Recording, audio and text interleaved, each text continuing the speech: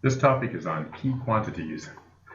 Key quantities in WinEst allow the estimator to add up all of the costs for doing something and then figuring out what the price per square foot is, or price per cubic yard. It's a metric calculation.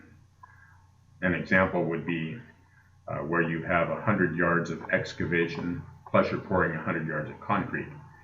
You don't want to add up both of those 100 yards and have my cost based on, well, you do want the cost based on the 200 yards, but you want to show it as a cost per 100 yards because both of those costs contribute to the cost per 100 yards of concrete. So when somebody says, what's it run you a cubic yard, they can figure this out by using the key quantities feature. So in this example, I've taken off 4 or 5 items. I have continuous footings in square feet. I have tons of rebar, a lump sum for concrete accessories. I'm pouring 100 feet of concrete. I'll probably order 105 feet for waste. I can add all of the costs up for that. And if I go to my sheet view and look at the division details filter, I can see that everything is going to cost me $13,690.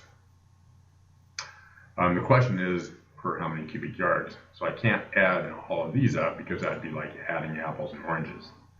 However, I can define what I want added and come up with the total for the metric.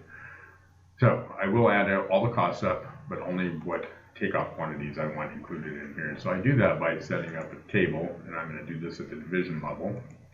So I'll come into here and I'll tell it I want to use the key quantity type, and let's call it concrete. And it's going to be based on a cubic yard.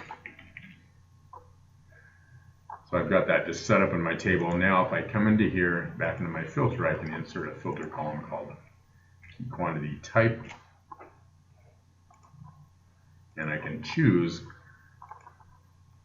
the quantities I want. So let's say I just want this one. So I can double click in here, grab the quantity, and you can see it's added up just that quantity, but it hasn't changed my grand total.